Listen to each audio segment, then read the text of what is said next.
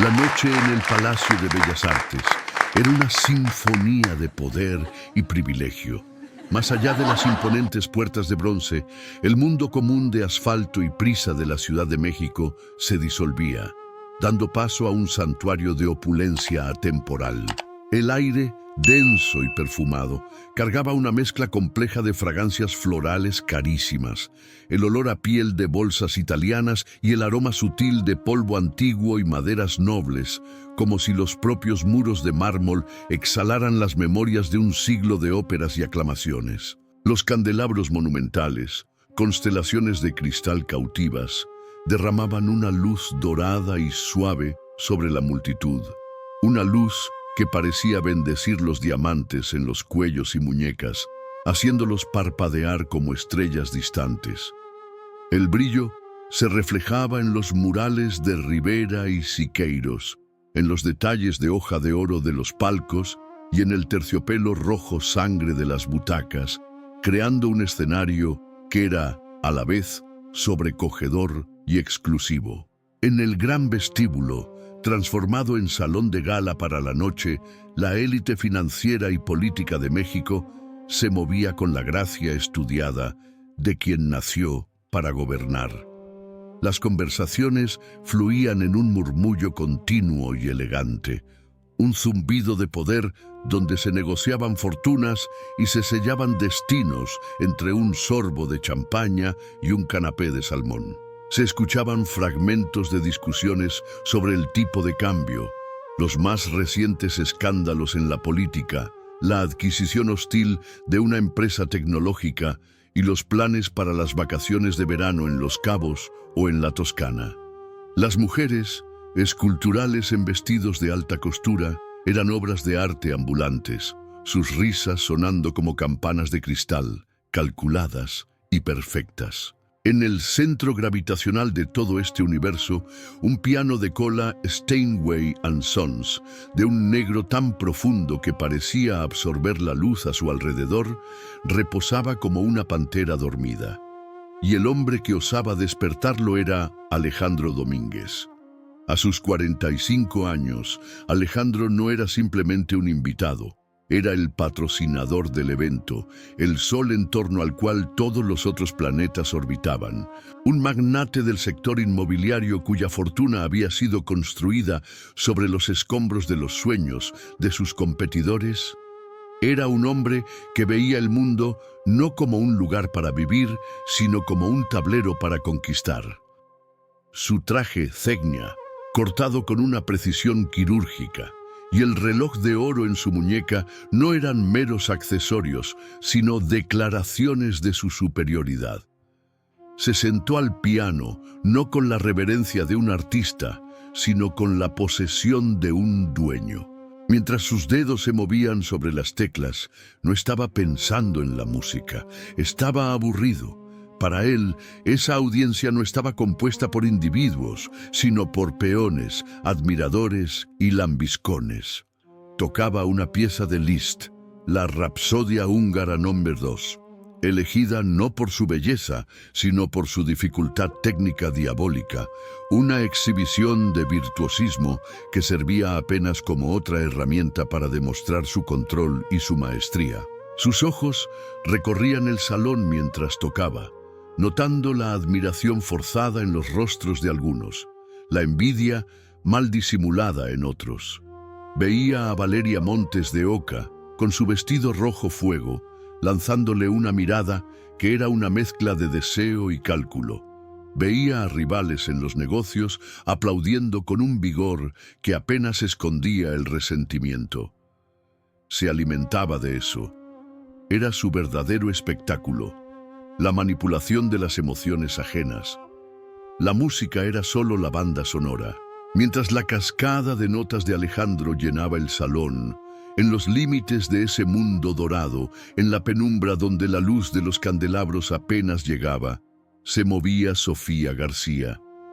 A sus 32 años, ella habitaba una realidad paralela. Su mundo no estaba hecho de terciopelo y cristal, sino del peso constante de una charola de metal, del cuidado para no tropezar con un vestido que costaba más de lo que ella ganaba en un año. y del arte de volverse invisible.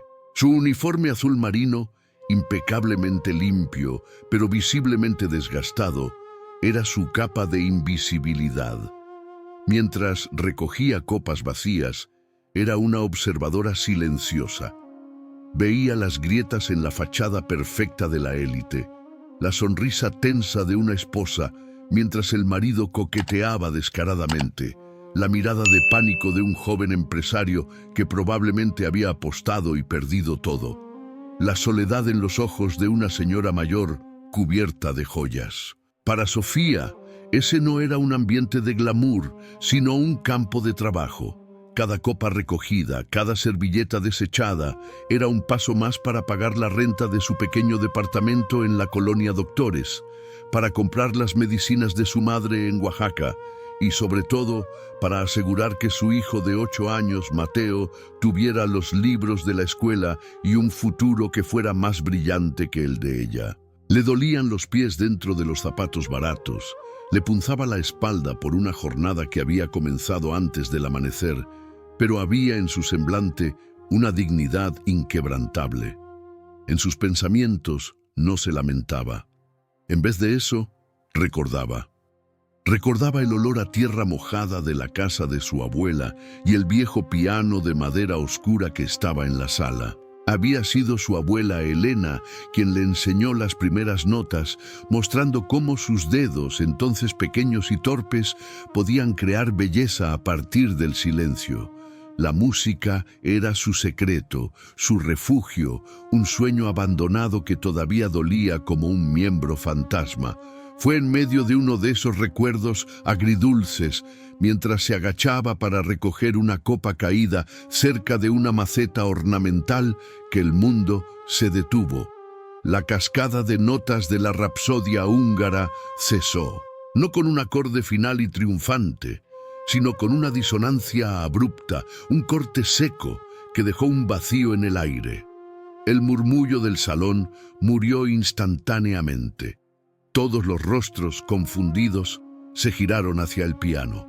Alejandro Domínguez estaba de pie, o casi, apoyado con una mano en el instrumento, el rostro crispado no de esfuerzo, sino de una súbita y cruel inspiración. Su mirada barrió a la multitud, pasando por encima de las cabezas de banqueros y socialités, y se fijó en la oscuridad del fondo del salón.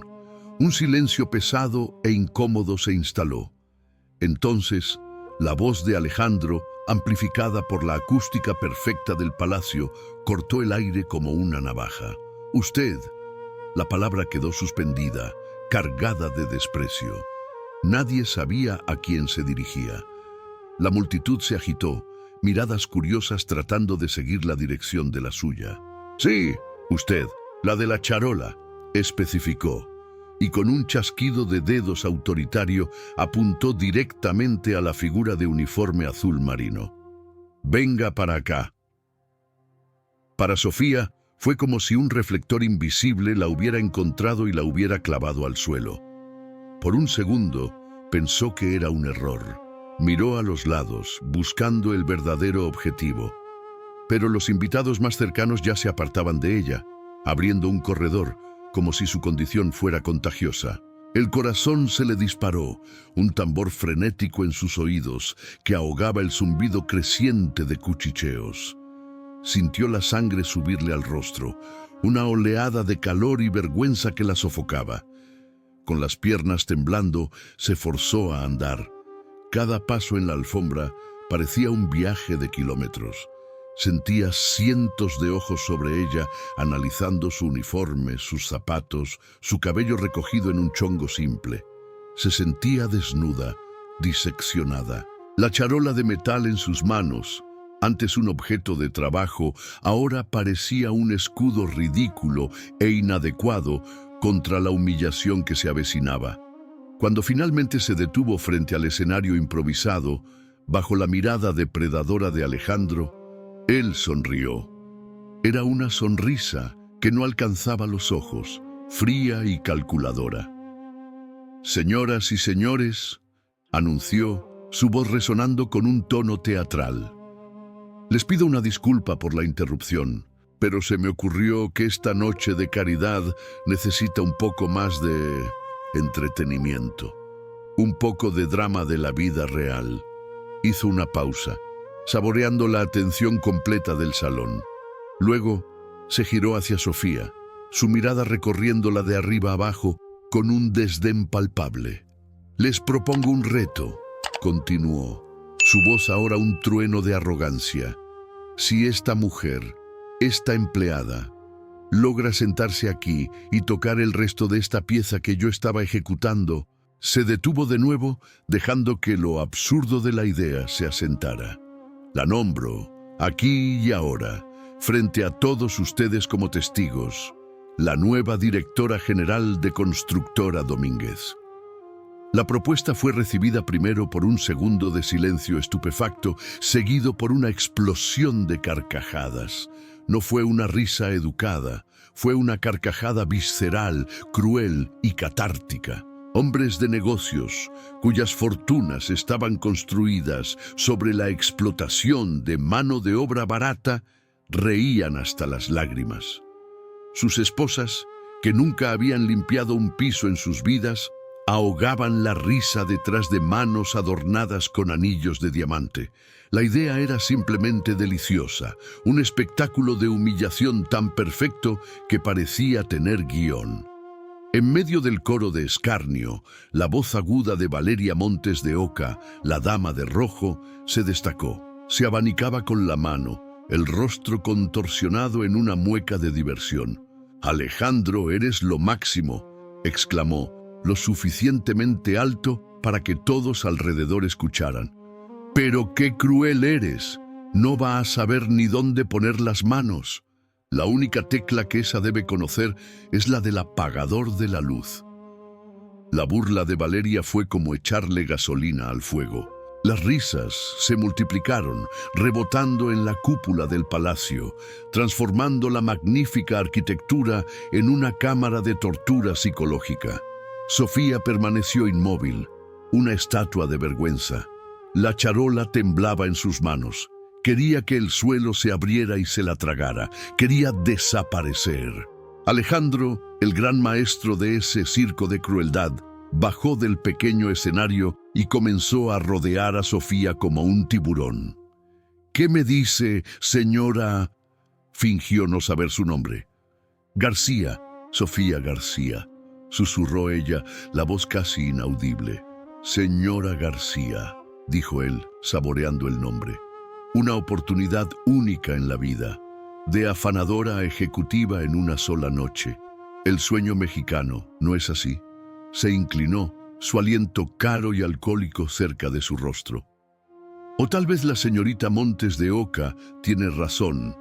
Sus manos, dijo mirando las palmas de ella, ligeramente callosas por el trabajo, parecen más acostumbradas a una escoba que al marfil. Para sellar su punto volvió al piano y, con un solo dedo, golpeó una nota aguda y estridente, un sonido que pareció un grito, un punto final a su dignidad. «Ándele, mujer», la provocó, abriendo los brazos en un gesto de falsa generosidad. «El escenario es suyo. Este es su minuto de fama. No lo desperdicie». Las carcajadas continuaban rodando sobre ella, una marea de desprecio. Sofía se quedó ahí, atrapada entre la humillación paralizante y una chispa de rabia que comenzaba a arder en su pecho. Miró el piano, el monstruo negro y brillante que era la fuente de su tortura. El mundo entero se había encogido a ese momento, a ese reto imposible. El eco de las risas, la sonrisa cruel de Alejandro, el brillo de las joyas en la audiencia, todo convergía en ella, esperando su colapso. Lo que nadie en ese salón dorado podía imaginar era que, dentro de esa mujer invisible, una tormenta silenciosa estaba a punto de desatarse. El tiempo se desintegró. Para Sofía, el mundo opulento del Palacio de Bellas Artes se encogió. Luego se hizo añicos en fragmentos de luz y sonido. Las carcajadas de la multitud ya no eran un sonido humano y colectivo. Se transformaron en una cacofonía deforme y cruel, olas de ruido que la golpeaban. ahogándola. Las luces doradas de los candelabros se volvieron manchas cegadoras, pulsando en sincronía con el martilleo violento de su corazón contra sus costillas. Sentía el sudor frío brotarle en la nuca y bajo los brazos, humedeciendo la tela simple de su uniforme. El peso de la charola de metal en sus manos se volvió insoportable, no por su peso físico, sino por lo que simbolizaba. Era la materialización de su lugar en ese mundo, un objeto de servidumbre que ahora la encadenaba en el centro de ese escenario de humillación. Estaba paralizada, una mariposa clavada viva en un cuadro de exhibición para el deleite sádico de los observadores. Su mente, un torbellino de pánico, gritaba órdenes contradictorias. Corre, huye, desaparece. Agacha la cabeza y pide perdón, grítales, llora, pero su cuerpo no obedecía ninguna de ellas. Estaba congelado, expuesto bajo la mirada de Alejandro Domínguez. Su sonrisa era lo más nítido en su visión borrosa, un tajo blanco y depredador en un rostro que personificaba todo lo que la oprimía. El poder que aplasta, la riqueza que se burla, la indiferencia que aniquila. Él la rodeaba y con cada paso que daba, el círculo de miradas curiosas parecía cerrarse un poco más, robándole el aire. ¿Qué pasó, señora García? La voz de Alejandro la alcanzó, goteando sarcasmo. ¿Le comieron la lengua los ratones? No me diga que le tiene miedo al escenario. Piénselo como un ascenso. Ya está acostumbrada a limpiar el piso que la gente pisa. Ahora tendrá la oportunidad de presentarse sobre él. El chiste provocó otra ronda de risas ahogadas. Cerca del escenario, Valeria Montes de Oca tomó un sorbo de su champaña y comentó con las mujeres a su alrededor. Pobrecita, mírenla, está temblando. Yo creo que se va a desmayar. Alguien debería traerle un vaso de agua a la gata. El insulto fue deliberadamente alto, diseñado para alcanzarla, para herirla con precisión, y la hirió. Cada palabra era un pequeño fragmento de vidrio alojándose bajo su piel. La vergüenza era una marea roja y caliente que le subía por el cuello e inundaba su rostro. Quería encogerse, volverse tan pequeña que nadie más pudiera verla. Y fue en ese abismo de desesperación, en ese punto de aniquilación total, que una imagen surgió en su mente, tan nítida y real que por un instante bloqueó todo lo demás. No era una imagen del presente, sino un eco de un pasado lejano y amado. Se vio a sí misma con 8 años, en una casita humilde de un pueblo de Oaxaca, el olor a café de olla y a pan de elote recién hecho en el aire. Vio las manos de su abuela, Elena, manos arrugadas y manchadas por la edad y el trabajo en la milpa, pero que se movían con una ligereza y una sabiduría increíbles. Y vio el piano. No era un Steinway & Sons negro e intimidador como el que tenía enfrente. Era un piano vertical, antiguo, de madera oscura y rayada, con algunas teclas amarillentas por el tiempo y un sonido ligeramente desafinado que, para ella, era la voz más dulce del mundo. Había sido un regalo de su abuelo para su abuela, comprado con los ahorros de toda una vida de trabajo. Para la abuela Elena, el piano no era un objeto de lujo, sino un portal. La música, mi hijita, solía decir, mientras los dedos pequeños de Sofía tropezaban en las teclas. Es la única oración que Dios entiende seguro, no importa el idioma que hables. En esa sala modesta, lejos de cualquier teatro o gala, Sofía había aprendido a hablar ese idioma. Su abuela no le enseñó teoría musical de forma rígida, le enseñó sentimiento, le mostró cómo la rabia podía transformarse en acordes graves y poderosos, cómo la tristeza podía fluir en melodías suaves y melancólicas, y cómo la alegría podía explotar en una cascada de notas rápidas y vibrantes. El piano era su confidente. En él depositaba sus miedos de niña, sus frustraciones de adolescente, sus primeros sueños. recordaba vívidamente el día en que su abuela le enseñó a tocar Dios nunca muere. Tocaron juntas, a cuatro manos, y el sonido llenó la casa, haciendo que las ventanas vibraran suavemente. En ese momento, sentada junto a su abuela, Sofía no era solo una niña de un pueblo olvidado. Era una creadora de belleza, una contadora de historias sin palabras. El recuerdo era tan poderoso, tan lleno de amor y dignidad, que actuó como un bálsamo sobre la herida abierta de su humillación. La voz de su abuela resonó en su mente firme y gentil. Nunca dejes que nadie, Sofía, te haga sentir pequeña. Tu valor no está en las manos de otros, está aquí adentro. Y con ese recuerdo, la marea de vergüenza comenzó a retroceder, lentamente, dando paso a algo nuevo, una corriente subterránea de rabia, una rabia fría, clara y afilada. ¿Quién era Alejandro Domínguez para atreverse a tocar ese santuario? ¿Quién era él para transformar la música, su refugio sagrado, en un arma de humillación pública? Ese hombre, con toda su riqueza y poder, podía comprar un piano de millones de pesos, pero nunca entendería su alma. Para él era un objeto, un símbolo de estatus. Para Sofía era el legado de su abuela. Era el recuerdo de un amor puro e incondicional.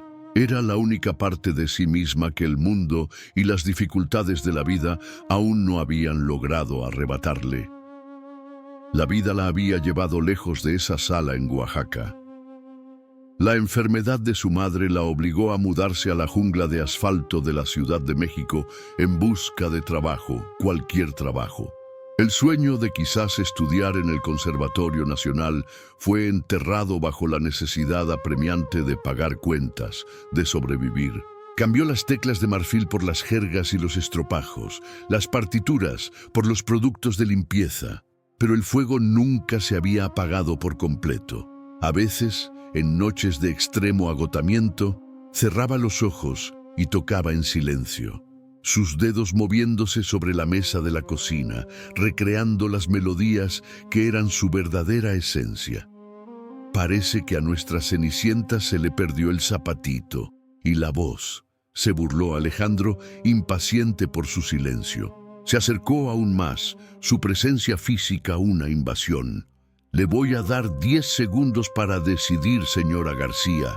O prueba su suerte para nuestra diversión, o puede tomar su charola y volver al rincón oscuro del que nunca debió haber salido.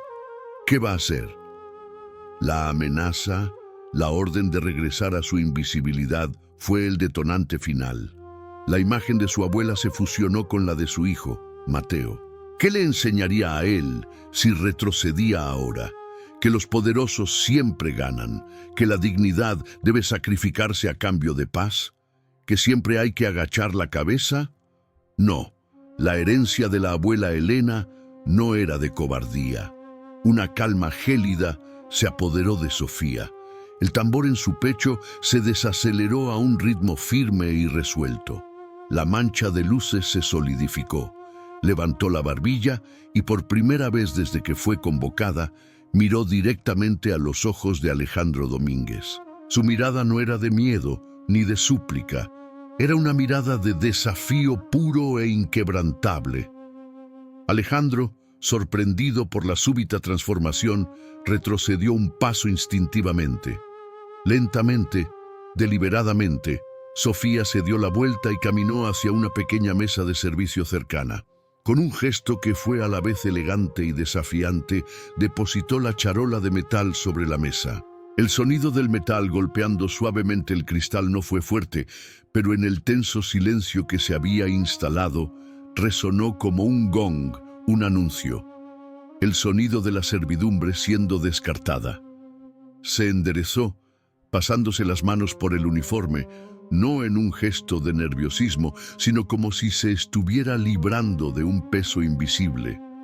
Se giró hacia Alejandro, que ahora la observaba con una mezcla de shock y un nuevo y perverso interés. El salón entero contenía la respiración.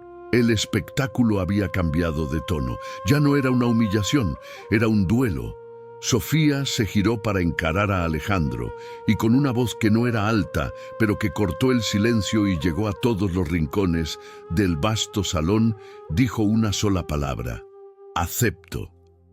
La palabra flotó en el aire, cargada con el peso de toda una vida de silencios, de sueños pospuestos y de una dignidad que se negaba a morir. Por un instante, la multitud se quedó en un silencio atónito. La audacia de la respuesta era inconcebible. Luego, un zumbido de incredulidad recorrió a la audiencia.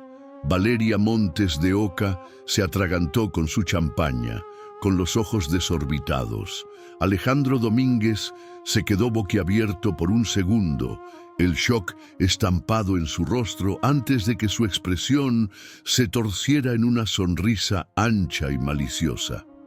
«Perfecto», exclamó, aplaudiendo lenta y sarcásticamente. «Simplemente perfecto. Tenemos un artista entre nosotros. La noche se pone cada vez mejor». Pero su tono había cambiado. La certeza fácil había sido reemplazada por una curiosidad cruel. Quería verla caer ahora más que nunca. Quería que el desastre fuera aún más espectacular. Se hizo a un lado y con un gesto grandilocuente señaló el piano. «El trono la espera, Su Majestad». Sofía lo ignoró. No miró a la multitud. No prestó atención a los susurros que ahora se extendían como pólvora. Con la columna erguida y los hombros hacia atrás, comenzó a caminar hacia el piano. Ya no era la empleada vacilante de minutos antes. Cada paso era firme, deliberado. El sonido de sus zapatos sencillos en el piso de mármol era el único sonido en el palacio. Sentía los ojos de todos clavados en su espalda, una presión física inmensa, pero siguió caminando, enfocada solo en el instrumento negro que tenía delante. Al llegar, no dudó. Rodeó el piano, ajustó el banco de piel y se sentó. La piel estaba tibia por el cuerpo de Alejandro. Cerró los ojos por un breve instante, invocando la presencia de su abuela, el olor a café de olla, el sonido desafinado y amado del viejo piano en Oaxaca. Cuando abrió los ojos, el mundo exterior había desaparecido. Solo estaban ella y las 88 teclas, 88 caminos hacia la redención o hacia el desastre. Respiró hondo, el aire llenando sus pulmones con una calma recién descubierta. Y entonces lentamente levantó las manos, sus dedos flotando a milímetros del marfil silencioso, el salón entero suspendido con ella en ese instante infinito antes de la primera nota. El silencio que se abatió sobre el Palacio de Bellas Artes era una entidad viva y palpitante. Ya no era el silencio burlón de antes, sino algo más denso, más pesado, cargado de un escepticismo depredador. Era el silencio de una arena, momentos antes de que las fieras fueran liberadas. Cada par de ojos estaba fijo en la figura solitaria de Sofía, sentada frente al piano. La expectativa en el aire era venenosa. La audiencia no esperaba música, esperaba un sacrificio. Aguardaban los primeros acordes torpes, las notas equivocadas, el colapso humillante que justificaría su crueldad y reafirmaría el orden natural de su mundo. Para Sofía, sentada en el epicentro de ese silencio aplastante, el mundo exterior se disolvió en un zumbido bajo y lejano. La luz de los candelabros parecía curvarse a su alrededor, creando un círculo íntimo de enfoque que la contenía solo a ella y al instrumento. La piel del banco bajo ella, el aire frío del ambiente, el roce de la tela de su uniforme contra su piel. Todo desapareció. La única sensación real era el contacto de sus dedos con las teclas. Estaban frías, lisas, como piedras de río pulidas por el tiempo. Eran 88 promesas de sonido, 88 portales a otro lugar. No veía los rostros en la audiencia. En su mente veía solo un par de manos arrugadas y gentiles sobreponiéndose a las suyas y escuchaba un susurro venido de décadas atrás. Toca con tu alma, mi hijita, lo demás es solo ruido. Respirando hondo, cerró los ojos, y entonces sus manos descendieron. La primera nota no fue un sonido, fue una fisura en el silencio, un único y melancólico sol menor que sonó no con la vacilación de una aficionada, sino con la claridad y la profundidad de una lágrima convirtiéndose en cristal. Fue un sonido tan inesperado en su pureza, tan cargado de una tristeza contenida, que un escalofrío colectivo recorrió el salón. Las risitas que estaban a punto de brotar murieron en la garganta. Las sonrisas de escarnio vacilaron. Alejandro Domínguez, que estaba con los brazos cruzados y una sonrisa de superioridad estampada en el rostro, sintió una contracción involuntaria en su mandíbula. Aquella nota inicial no era de Liszt, no era nada que él esperaba. Y entonces vino la segunda nota y una tercera, tejiendo una introducción lenta e inquisitiva. La melodía que comenzó a emerger de las manos de Sofía no era una pieza europea para la exhibición técnica. Era algo visceralmente mexicano, una melodía que olía a tierra mojada, a nostalgia y a una resiliencia obstinada. Era una interpretación compleja y profundamente sentida de Dios nunca muere, el vals que era el himno no oficial de su natal Oaxaca. Una pieza que era una oración, un lamento y una celebración de la vida. Una elección que no era un reto, sino una declaración. No estaba ahí para imitar a su verdugo, estaba ahí para presentarse a sí misma. La música comenzó como un lamento, un río lento y oscuro de notas que contaba la historia de los años silenciosos de Sofía. Cada acorde menor era una noche de soledad en su pequeño departamento. Cada pausa era un sueño pospuesto. Cada melodía suave era un recuerdo agridulce de su hijo Mateo durmiendo, tan vulnerable y tan lleno de un futuro que ella luchaba desesperadamente por construir. Los invitados, que esperaban un desastre cómico, se encontraron siendo arrastrados por esa corriente de melancolía. Ya no estaban observando a una empleada de limpieza, estaban escuchando el corazón de una mujer. Alejandro se inclinó hacia adelante, la incredulidad transformándose en una irritación creciente. Conocía la pieza, por supuesto. ¿Qué mexicano no la conocía? Pero nunca la había oído así. Y podía escuchar, con sus oídos entrenados, que no había un solo error. Pero lo que lo perturbaba más que la precisión técnica era la emoción.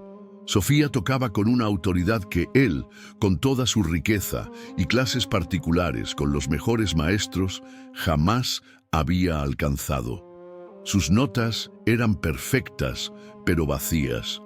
Las de ella eran imperfectas, tal vez en su pasión cruda, pero estaban vivas, sangraban.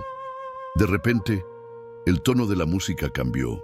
El lamento dio paso a una explosión de ritmo, una síncopa febril que parecía evocar la agitación caótica de la gran ciudad, la lucha diaria por la supervivencia en la capital.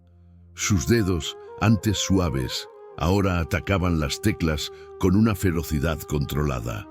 Era la rabia de esa noche, la rabia de toda una vida de ser invisible, de ser juzgada por su uniforme, de tener su dignidad pisoteada.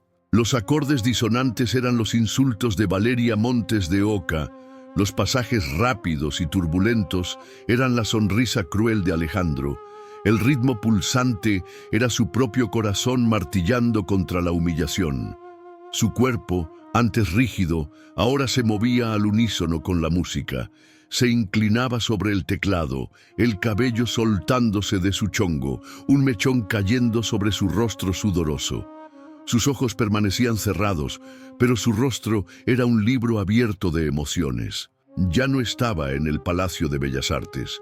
Estaba en otro plano, un lugar donde la música era la única realidad y ella era su soberana. La reacción de la audiencia fue una ola de transformación silenciosa. Valeria Montes de Oca estaba paralizada. la copa de champaña olvidada en su mano, sus labios rojos entreabiertos en una O de puro shock. La burla en su rostro se había deshecho, reemplazada por algo que se asemejaba al pavor. Era el pavor de presenciar algo genuino, una verdad tan poderosa que hacía que su mundo de apariencias y superficialidad se sintiera de repente frágil y patético. La envidia la corroía, una bilis amarga subiéndole por la garganta. Por todo el salón el hechizo se extendía. Un banquero de cabello cano, conocido en el ambiente por su frialdad implacable, se encontró con un nudo en la garganta. Los ojos fijos en las manos de esa mujer, que parecían tener más fuerza y expresividad que cualquier informe financiero que hubiera leído. Una señora mayor, cubierta de perlas y soledad, comenzó a llorar silenciosamente, las lágrimas trazando caminos en su rostro maquillado. La música de Sofía había tocado una cuerda de tristeza olvidada dentro de ella. El joven periodista que había venido a cubrir una noche de gala había bajado su cámara. Sabía que ninguna fotografía podría capturar la magnitud de lo que estaba sucediendo. Ya no era un reportero, era un testigo. Sacó su celular y comenzó a grabar un video, sabiendo que aquello era más que una noticia. Era una historia que el mundo necesitaba ver. La música entonces se transformó una vez más. La furia dio paso a una melodía expansiva y tierna, llena de una belleza casi dolorosa. Era el amor. Era el recuerdo del abrazo de su abuela Elena, el olor de su cabello, la seguridad de su presencia. Era el rostro de su hijo, Mateo, su sonrisa, la forma en que sus pequeños dedos se encajaban en los de ella. Esa parte de la pieza era una declaración de que, a pesar de toda la dureza de la vida, a pesar de toda la crueldad del mundo, el amor era su ancla, su fuerza inquebrantable. Las notas fluían como agua pura, limpiando la suciedad de la humillación de esa noche, llenando el salón con una gracia que hacía que el lujo circundante pareciera barato y sin alma. Alejandro Domínguez observaba todo esto con un horror creciente. No solo estaba perdiendo su espectáculo, estaba perdiendo el control. La audiencia, su audiencia, que minutos antes se reía de sus chistes y se alimentaba de su crueldad, ahora estaba completamente cautiva de esa mujer. Ya no lo miraban a él. Se había vuelto irrelevante en su propio evento. Cada nota que ella tocaba era un ladrillo siendo removido del pedestal de su arrogancia. Sintió una oleada de furia impotente. Ella no solo estaba tocando el piano, lo estaba desenmascarando, mostrándoles a todos la diferencia entre poder y grandeza, entre técnica y arte. Estaba revelando la pobreza de su alma. La pieza se encaminaba hacia su clímax. Todas las emociones anteriores, la melancolía, la rabia, el amor, comenzaron a entrelazarse en un torrente sonoro complejo y sobrecogedor. Las manos de Sofía volaban sobre el teclado, una danza frenética de precisión y pasión. Era como si la historia entera de su vida se estuviera condensando en esos momentos finales. La música subía, subía, subía, en una escalada de tensión que hacía que cada persona en el salón contuviera la respiración, sus corazones latiendo al ritmo frenético impuesto por esos dedos. Y entonces llegó el ápice, un clímax de poder y liberación, una serie de acordes masivos y triunfantes que sonaron no como una súplica, sino como un grito de victoria. Un grito que decía: estoy aquí, existo, y soy más de lo que ustedes jamás verán. El sonido explotó en el salón, reverberando en los muros de mármol, sacudiendo los cristales de los candelabros, una onda de choque sonora que era pura catarsis. Tras la explosión, la música se replegó. Los acordes finales fueron suaves, casi un susurro. Eran notas de paz, de aceptación, de una dignidad que había sido probada en el fuego y había salido no solo intacta, sino fortalecida. El último acorde, Un sol mayor límpido y resonante flotó en el aire como un suspiro. Sofía sostuvo la nota, dejándola vibrar hasta que su último vestigio de sonido se disipó en la vastedad del palacio. Luego, lentamente, retiró las manos del teclado y las posó en su regazo. Su pecho subía y bajaba con el agotamiento de la interpretación. Un mechón de cabello se pegaba a su frente húmeda. Permaneció con la cabeza gacha, los ojos aún cerrados, como si estuviera reacia a volver del viaje en el que había estado. El último eco de la música murió, y lo que siguió fue el sonido más profundo que cualquiera de los presentes había escuchado jamás. Un silencio absoluto, denso, pesado, que duró 1, 2, 3, 4 segundos. Era un silencio que no estaba vacío, sino lleno de shock, de admiración, de vergüenza y de una belleza abrumadora. En ese silencio, la humillación había sido completamente pulverizada y una verdad innegable había tomado su lugar. En ese silencio, el veredicto del salón se estaba formando, suspendido en el aire, esperando el momento de derrumbarse. El último eco del piano se disolvió en la vastedad aterciopelada del Palacio de Bellas Artes, pero el silencio que dejó atrás no estaba vacío. Era un vacío denso, pesado, cargado con el peso de una revelación. Por 4 largos segundos, el tiempo permaneció congelado. 400 pares de ojos, que antes expresaban escarnio e indiferencia, ahora estaban fijos en la figura de Sofía, no como si miraran a una empleada, sino como si contemplaran un fenómeno. El aire estaba enrarecido, como en la cima de una montaña después de una violenta tormenta. Cada persona en el salón estaba atrapada en su propio universo de reflexión, confrontada con la fealdad de su comportamiento anterior y la belleza abrumadora de lo que acababa de presenciar. El hechizo se rompió no con un aplauso, sino con un sonido humano, frágil e incontrolable. Fue un sollozo. Un único y audible sollozo que partió de la señora mayor con el collar de perlas en la primera fila. El sonido, tan íntimo y tan crudo, actuó como un detonante. Fue el permiso que todos necesitaban para dejar que la emoción se desbordara. Lo que siguió no fue una ovación, fue una erupción. Un trueno de aplausos que explotó desde todos los rincones del salón simultáneamente. Una ola sonora tan poderosa que pareció hacer temblar al propio edificio. No era el aplauso pulido y rítmico de una audiencia de concierto. Era una catarsis. Eran palmas frenéticas, desesperadas, como si cada persona estuviera tratando de purgar la vergüenza que sentía.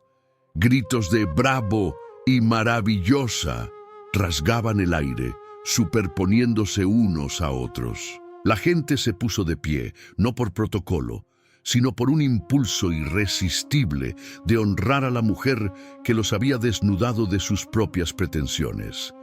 Era un ruido glorioso, redentor, un intento febril de la élite por reconectarse con una humanidad que ellos mismos habían intentado aplastar minutos antes.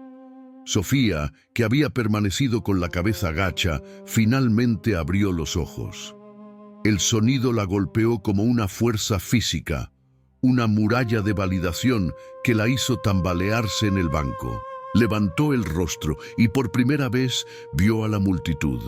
Vio los rostros transformados, las lágrimas no disimuladas, la admiración genuina. Vio al banquero de cabello cano aplaudiendo con una energía que desmentía su edad, el rostro rojo de emoción. Vio al joven periodista con el celular aún en alto, los ojos brillantes. Y vio a Valeria Montes de Oca de pie con los demás. Pero sus palmas se movían mecánicamente, el rostro una máscara de envidia y derrota. Ese sonido, esa visión, era agua en el desierto de su vida. Era la confirmación que nunca supo que necesitaba. No era invisible.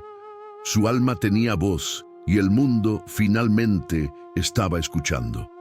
Una única lágrima, caliente y liberadora, rodó por su mejilla, pero no la secó. A medida que la ovación se prolongaba, un nuevo foco comenzó a emerger. Como un banco de peces cambiando de dirección, las miradas comenzaron a desviarse de Sofía y a converger como rayos láser en un único punto de incomodidad: Alejandro Domínguez. Él también estaba de pie, atrapado en la corriente del momento. Intentaba aplaudir, pero el gesto era una pantomima grotesca. Sus palmas se encontraban sin sonido, sus brazos se movían como los de un muñeco roto. El bronceado de su rostro caro había desaparecido, dando lugar a una palidez cerosa. Su sonrisa forzada era un espasmo muscular, un intento patético de fingir que todo aquello era parte de su plan, que él era el magnánimo descubridor de un talento oculto. Pero nadie le creía. El público, que antes era su audiencia cautiva, ahora era su jurado, y lo miraban con un desprecio frío. Él, que vivía de controlar la percepción de los otros, había perdido completamente el control de la narrativa. Su humillación era ahora 1000 veces más profunda y más pública que la que había planeado para Sofía. Entonces, una voz grave y potente se alzó por encima de los aplausos. Pertenecía a un industrial mayor, un hombre cuya fortuna era antigua y cuya palabra tenía peso. «Cumpla su palabra, Domínguez». El grito fue como una chispa en un barril de pólvora. Otra voz se unió y luego otra. En segundos, el aplauso se transformó en un cántico rítmico e implacable, el golpeteo de un tambor que exigía justicia. «Cumple tu palabra, cumple tu palabra». Alejandro sintió que el suelo desaparecía bajo sus pies. El sudor le brotaba en la frente. En su mente no oía el cántico, oía el sonido de acciones desplomándose, de contratos cancelándose, de su reputación tan cuidadosamente construida, haciéndose pedazos. Sentía la mirada de sus rivales, deleitándose con su caída. Sentía la mirada del periodista, sabiendo que aquello sería el titular del día siguiente. Un odio puro y virulento hacia Sofía lo consumió. Esa mujer insignificante, esa gata, había logrado, con una simple canción, destruir lo que a él le había llevado toda una vida construir. Fue en ese momento que Sofía se levantó.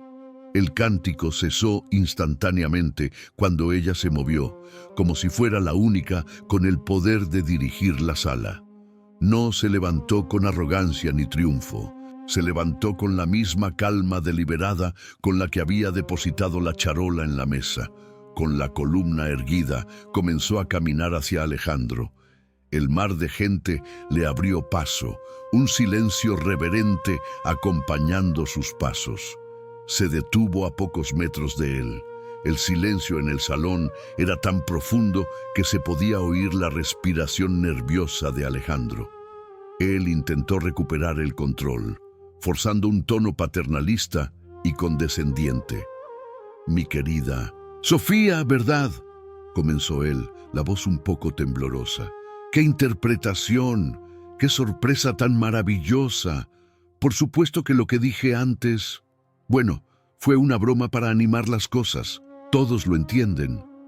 Sacó una cartera del bolsillo. «Pero tu talento es innegable.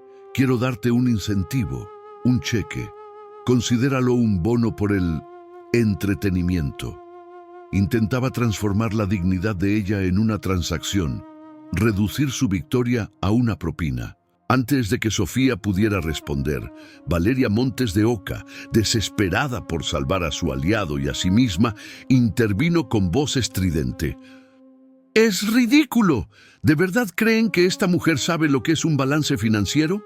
Apenas si sabe cómo vestirse para una fiesta como esta. Dale el dinero, Alejandro, y terminemos con este circo». Pero la magia de Valeria se había roto. Un bú colectivo y bajo sonó desde la audiencia, haciéndola encogerse y callarse, el rostro rojo de furia y vergüenza. Sofía ignoró a Valeria por completo. Sus ojos nunca se apartaron de los de Alejandro, y cuando habló, su voz era baja, pero cada sílaba era perfectamente clara y cargada de un peso inquebrantable. «Señor Domínguez», comenzó, «tiene razón en una cosa. Yo no entiendo de balances financieros. No sé qué traje usar en una junta de consejo. Usted me ofreció un puesto que yo no sabría ocupar. Pero el reto que yo acepté no se trataba de un trabajo». Hizo una pausa, dejando que sus palabras se asentaran. «El reto se trataba de que usted creyó que podía usar su poder para deshumanizarme, para convertirme en un objeto de burla para la diversión de sus amigos. Usted creyó que su dinero le daba el derecho de definir mi valor, y eso era lo que estaba en juego». Dio un paso más hacia él. «Usted me ofrece dinero ahora para intentar comprar mi silencio, para intentar convertir este momento en una transacción comercial y lavarse las manos. Pero lo que usted y muchos aquí me negaron esta noche no fue un salario, fue la dignidad humana básica, fue el respeto».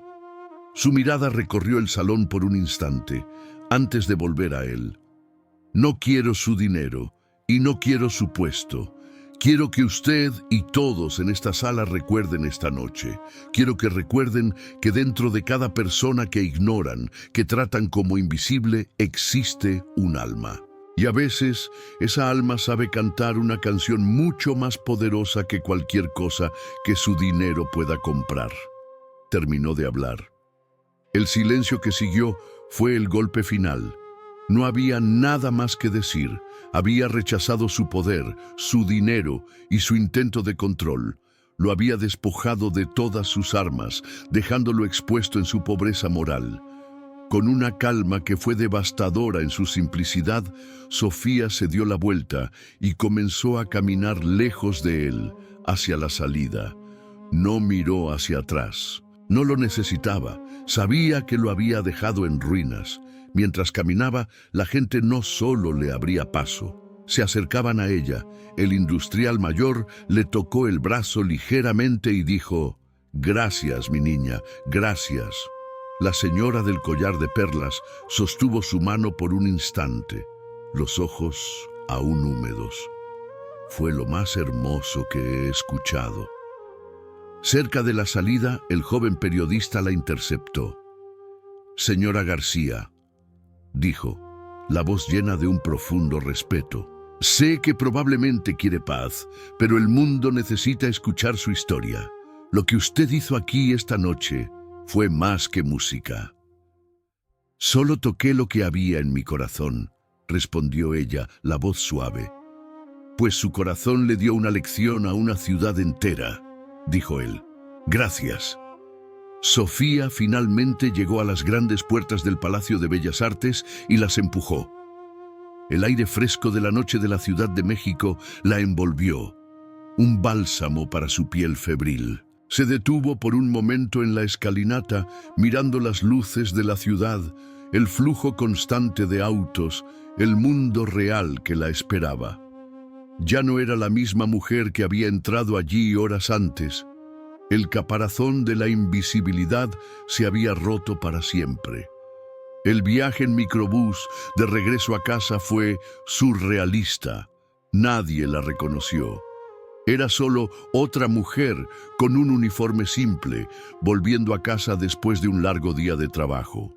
Pero por dentro se sentía ligera, como si se hubiera librado de un peso que había cargado toda su vida. Cuando abrió la puerta de su pequeño departamento, el silencio la acogió. Mateo dormía profundamente en su habitación. Fue hasta su cama y lo observó por un largo tiempo, su pequeño pecho subiendo y bajando suavemente. Le besó la frente, el corazón desbordado de un amor feroz. No había luchado por un puesto de directora general. Había luchado por el futuro de él, para que creciera en un mundo donde supiera que el valor de una persona nunca, jamás puede ser dictado por otros. Esa noche no durmió. Se sentó en la pequeña mesa de la cocina mientras la ciudad se dormía afuera.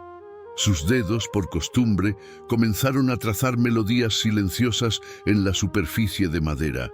Y por primera vez en muchos años, una sonrisa genuina, tranquila y llena de esperanza iluminó su rostro. Ella no lo sabía, pero en ese preciso momento, el video grabado por el periodista, con el título El alma de Oaxaca en Bellas Artes, ya estaba en línea. En pocas horas tendría miles de vistas. Al amanecer, serían millones. Personas en todo México y en el mundo lo verían, llorarían y se inspirarían. Escuelas de música llamarían. Los periódicos imprimirían su rostro. Oportunidades que nunca se había atrevido a soñar comenzarían a surgir. Pero nada de eso importaba tanto como la certeza que ahora calentaba su pecho. La noche en el Palacio de Bellas Artes no le había dado riqueza ni estatus. Le había dado algo infinitamente más precioso, a sí misma de vuelta. Había redescubierto la música que vivía dentro de ella, la fuerza heredada de su abuela y la verdad de que la dignidad es la única melodía que nadie puede silenciar. El futuro era incierto, pero por primera vez sonaba como una hermosa canción, y ella estaba lista para tocarla. No olvides suscribirte y darle me gusta al video para apoyar nuestro trabajo. ¿Desde qué ciudad estás viendo este video?